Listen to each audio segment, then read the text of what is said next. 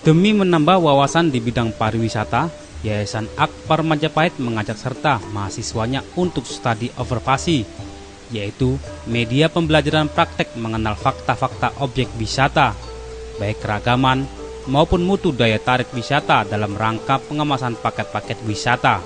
Selama 3 hari ke depan, para mahasiswa ini akan diajak di berbagai tempat wisata, mulai dari Kota Ngawi, Jogja, Borobudur, Bojonegoro, hingga Tuban.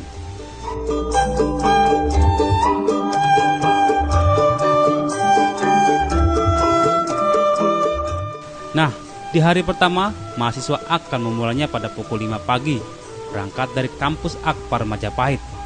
Di dalam perjalanan, dosen memberikan masukan kepada semua mahasiswa dalam perjalanannya. Tempat kita berangkat ke kampus dari starting point. Kemudian ada istilah exit point. Jadi apa? Pas batas keluar tempat. Namun, sebelum melanjutkan perjalanan panjang, mahasiswa pun diajak breakfast dengan menu tradisional khas Jawa Timur.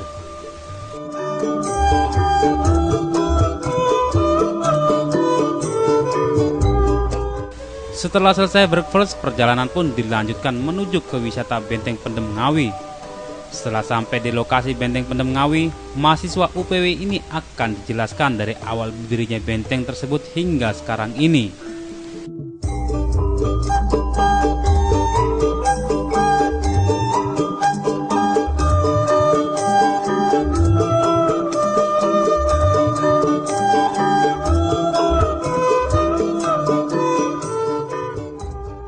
Jadi benteng ini adalah dibangun oleh era Gubernur Van den Bosch ya, ketika itu di Jogja. Ada satu kekhawatiran dari laskar kolonial Belanda ini, ada serangan dari Jepang ya. Dari melalui Sungai Bengawan Solo ini. Akhirnya dibangun benteng ini, sekaligus juga kantor ya, sekaligus juga pusat pemerintahan militer Belanda yang ada di Jawa, perbatasan Jawa Tengah Jawa Timur. Kan dikhawatirkan itu. Nah ini sekarang ini benteng ini di dalam pembinaan dari Kodam Brawijaya. Ya, ini masih dibawain. Ini rencana ada pengembangan tertentu, khususnya mau dikembalikan lagi revitalisasi sesuai dengan bentuk aslinya. Setelah dirasa cukup, mahasiswa pun menuju lokasi kedua, yaitu Museum Trimil, di mana mahasiswa diajak untuk lebih mengenal kawasan di Lembah Bengawan Solo yang menjadi hunian kehidupan purba sekitar 1 juta tahun lalu.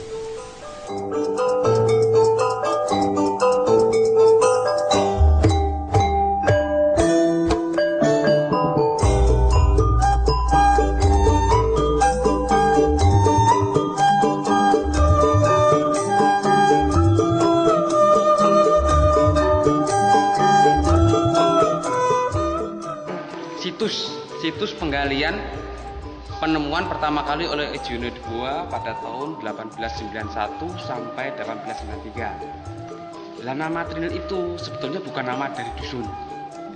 Nah, Trinil sendiri itu adalah nama dari situs dari penggalian pertama kali oleh seorang arkeologi dari Belanda yang bernama Eugenio de Bois pada tahun 1891 sampai 1893. Nah, dari hasil penggalian dan penelitian itu, dia menemukan 3 fosil manusia, yaitu berupa burung tengkorak, gigi geram, dan tulang. Setelah puas mendapat semua informasi terkait penemuan manusia purba, perjalanan pun berlanjut. Dan kali ini, mahasiswa akan bergerak ke Candi Prambanan, Jawa Tengah.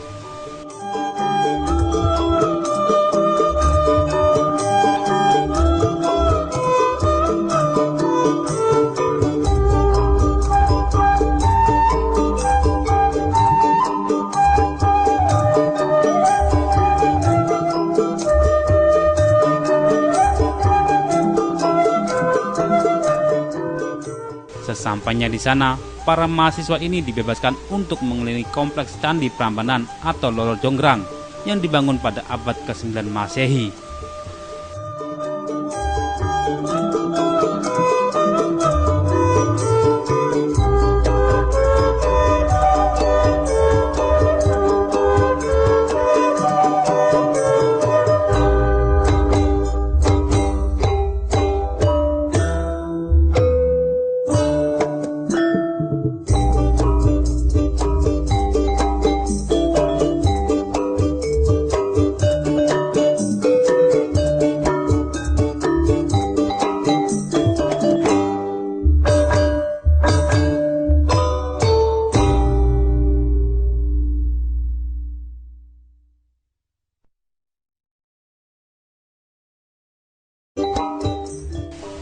Setelah mengunjungi Candi Prambanan dan menutup studi observasi di hari pertama ini, para mahasiswa mengunjungi tempat kerajinan keramik Kasongan.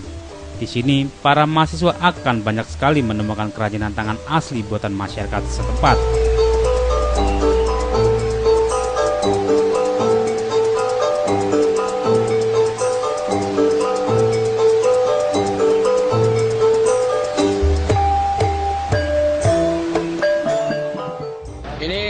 Satu area desa wisata ya. Jadi memang sama ini masyarakat cenderung untuk karena memiliki keterampilan untuk untuk gerabah. Area desa Kasongan ini sekitar hampir mendekati 18 hektar. Ya. Kemudian kalau tidak salah saya mendapat data dari kepala desa sekitar hampir 320-an rumah ya yang depannya itu adalah gerai jualnya, etalase, belakangnya adalah industrinya. Hanya sayang pada saat kita datang ini sore hari ya, sudah industri di dalam rumah ini sudah para pengrajinnya sudah tidak ada. Pak, ini kira-kira sudah berapa lama sih Pak ini Pak? Desa Kasongan ini sejak lama sebenarnya, setahun 6 bulan sudah ada, tapi belum didesain sebagai desa wisata. Dan sampai ketemu kembali di hari kedua dalam rangkaian studi observasi bersama mahasiswa UPW atau Usaha Perjalanan Wisata Akpar Majapahit Surabaya. Dan sampai jumpa.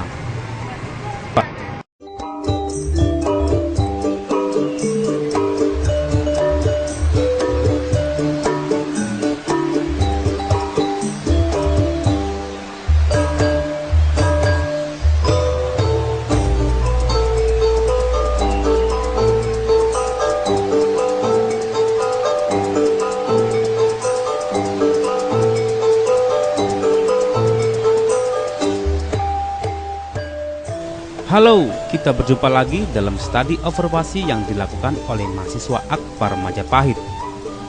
Setelah puas pada hari pertama, kita mengelilingi berbagai tempat seperti Kewisata Benteng Pendem Ngawi, Museum Treadmill, dan Desa Wisata Kasongan.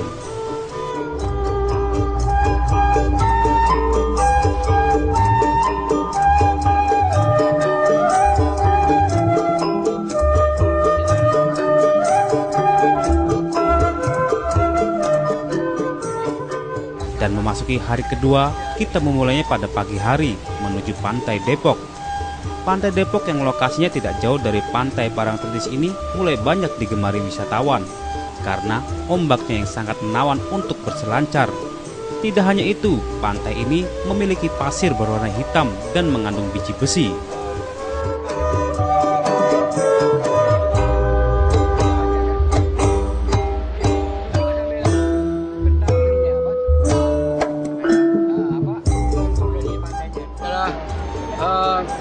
Pantai Depok. Pantai Depok itu adalah salah satu dari 8 pantai yang ada di kawasan selatan daerah pariwisata Yogyakarta ya. Pantai Depok ini sebenarnya menurut ini kandungan alamnya ini kondisi pasirnya itu mengandung besi sehingga akan terlihat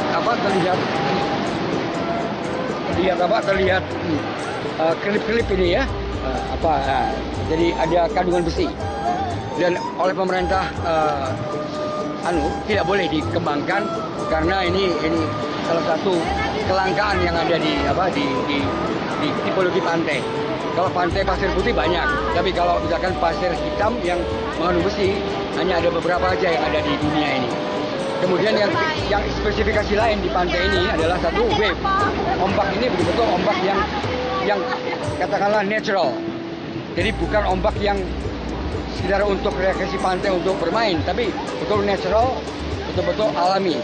Sehingga paduan antara wave dengan angin dan gemuruh suara ombaknya itu membuat kita ini menjadi terfragmentasi di pantai ini. Kemudian yang spesifikasi lain adalah dune.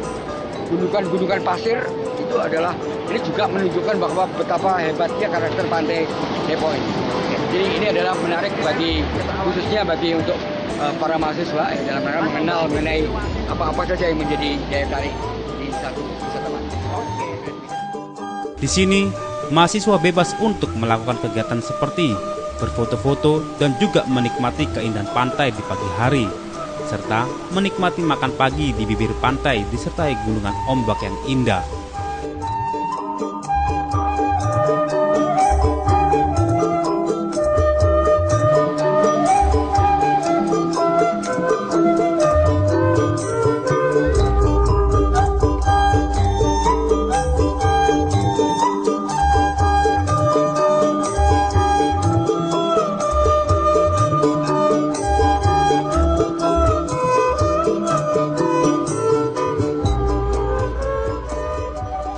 Setelah puas dengan menikmati indahnya pantai Depok, para mahasiswa ini pun melanjutkan ke Candi Borobudur.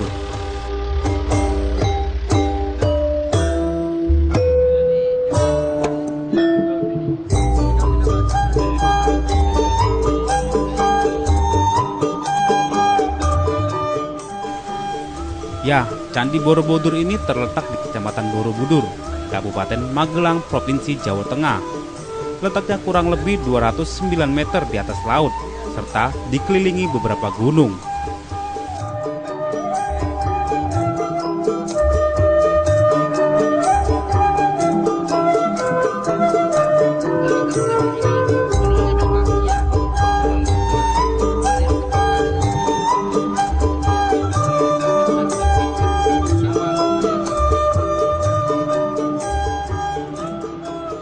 Setelah sampai di Borobudur, para mahasiswa Akpar Majapahit ini dijelaskan riwayat penemuan Candi Borobudur yang masuk situs megah warisan budaya dunia.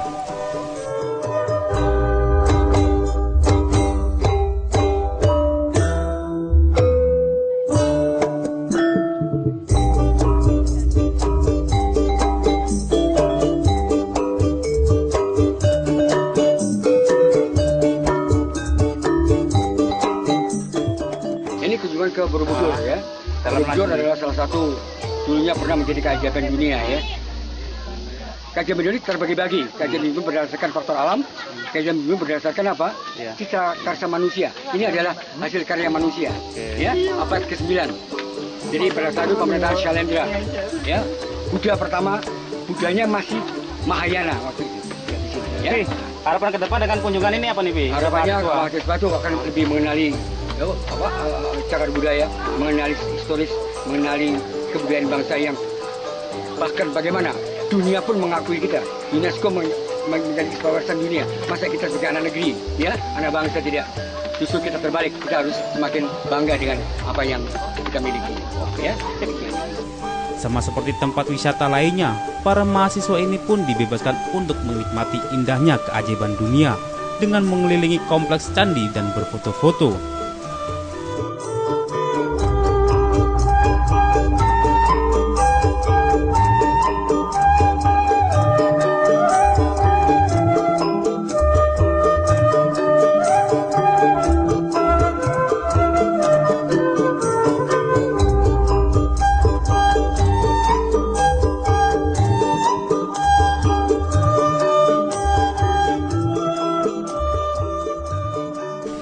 Dirasa cukup menikmati warisan budaya dunia Borobudur, mahasiswa kembali ke Jogja untuk datang ke Museum Benteng Fardebuk Yogyakarta. Benteng ini dibangun sebagai pusat pemerintahan dan pertahanan residen Belanda kala itu. Benteng ini dikelilingi oleh sebuah parit yang sebagian bekas-bekasnya telah direkonstruksi dan dapat dilihat hingga sekarang.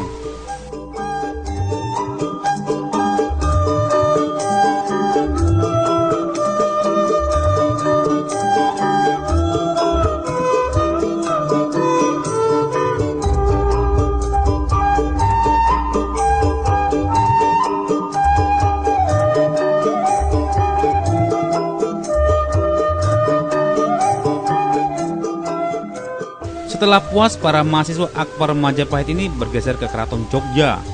Keraton Jogja ini tidak hanya menjadi tempat tinggal raja, namun juga menjadi penjaga nyala kebudayaan Jawa. Di tempat ini, Anda dapat belajar dan melihat secara langsung bagaimana budaya tetap dilestarikan di tengah laju perkembangan dunia.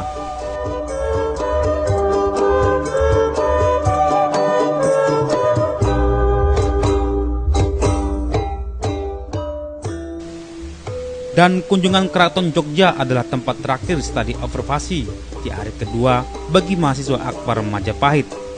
Di hari ketiga, kita akan mengunjungi tempat-tempat wisata di Jawa Timur. Seperti apa tempat-tempat yang akan dikunjungi? Sampai jumpa di studi observasi selanjutnya bersama kami Akbar Majapahit.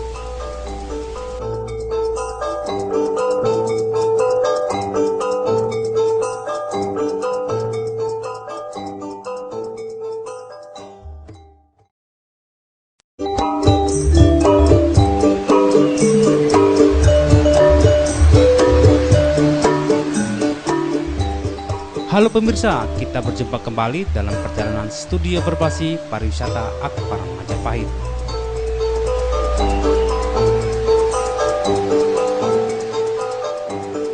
Nah, setelah kita mengunjungi Pantai Depok Bantul, Candi Borobudur, dan benteng peninggalan Belanda Van der Broek pada hari kedua, kini kita melanjutkan perjalanan wisata studi observasi di Provinsi Jawa Timur.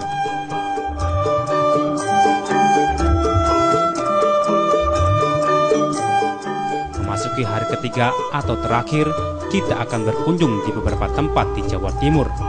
Seperti apa? Yuk kita ikuti terus perjalanan studi observasi pariwisata bersama Akbar Majapahit.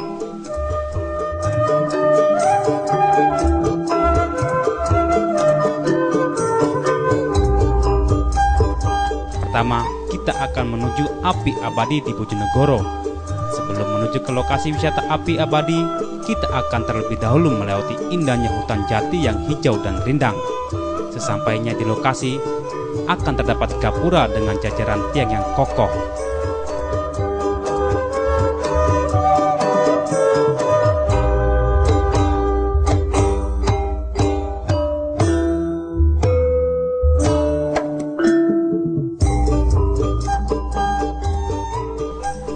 Di tengah tiang tersebut terdapat lingkaran batu yang mengeluarkan gelombang panas, tempat di mana si api abadi bersemayam.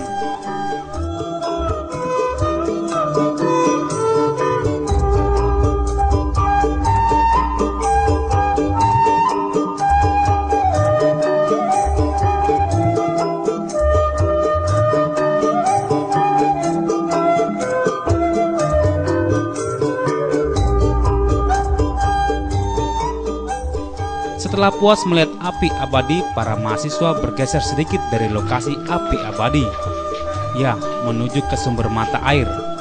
Mata air ini kelihatan panas jika dilihat, tapi dingin jika disentuh, sehingga yang biasa disebut masyarakat sebagai air bulu kutuk, karena menyerupai air mendidih. Di sini, mahasiswa sangat antusias untuk mengabadikan tempat ini.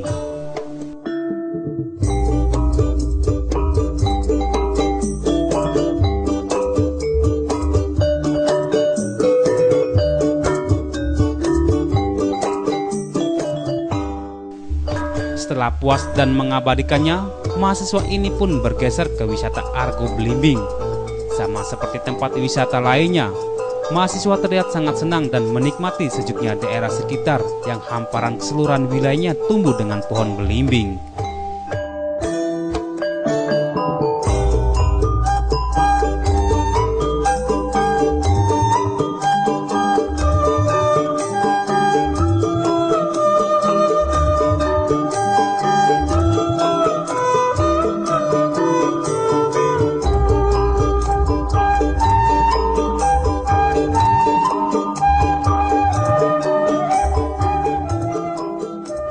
Tidak sampai di situ saja, mahasiswa juga mencicipi hasil belimbing yang dipetik dari dahannya.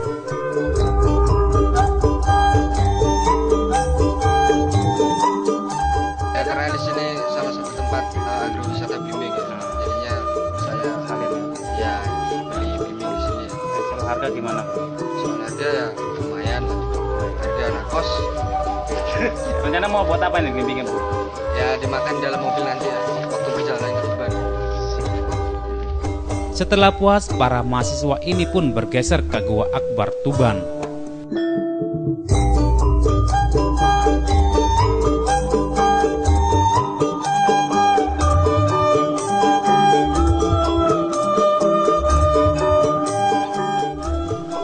Gua ini cukup menarik dengan berbagai kisah dan panorama gua di dalamnya. Lokasinya juga cukup unik karena berada di tepat di bagian bawah Pasar Baru Tuban. Tak heran bila dulu sebelum gua ini dibersihkan dan dibangun, banyak pedagang pasar yang langsung membuang sampahnya ke dalam lubang gua ini. Gua Akbar berada sekitar 100 meter di belakang Pasar Baru Tuban yang berada tepat di Jalan Raya Surabaya Semarang.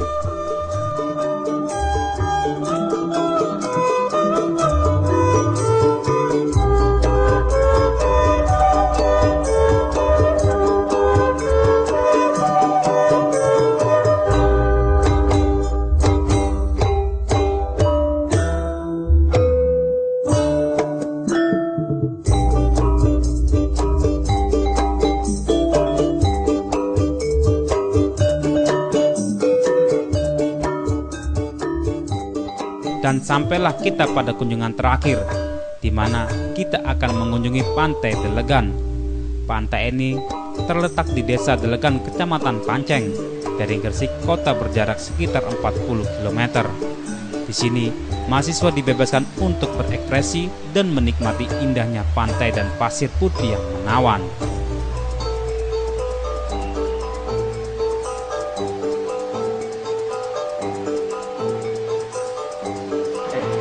Harapan kedepannya masuk UPW khususnya semester 4 bisa membuat paket wisata dan di daerah Jawa Timur untuk wisata. Iya, tadi senang nggak kira-kira? Pasti ini adalah satu pengalaman yang amat sangat penting ya khususnya bagi mahasiswa. Ya, karena akan makin menambah wawasan, makin menambah pengalaman. Karena perkuliahan lapangan itu adalah sangat strategis karena memerlukan pertimbangan-pertimbangan insting, memerlukan keahlian-keahlian dalam rangka untuk memperkirakan situasi yang akan dihadapi. Bagaimana praktek-praktek yang ada pada saat kita akan kemarin dalam 3 hari. Jadi ini sangat baik ya, sangat baik bagi mahasiswa. Yang kedua juga bagi lembaga ini juga satu cara bagaimana kita di dunia pariwisata itu tidak bisa hanya dipelajari di kelas, ya, tapi kita juga punya mutu learning by travel. Jadi itu yang kita coba. Harapan ke depan mudah-mudahan progres seperti ini tuh makin bertambah. Sebagaimana tadi yang disampaikan oleh para mahasiswa, barangkali pariwisata tidak terbatas sehingga mungkin tidak bisa dibatasi 3 hari. Betul ya, adik-adik? Iya. Mungkin 3 tahun barangkali ya. Harapan kita semakin lama semakin baik, semakin profesional dalam rangka merancang ini. Bravo untuk adik-adik semuanya mahasiswa dan sukses untuk lembaga.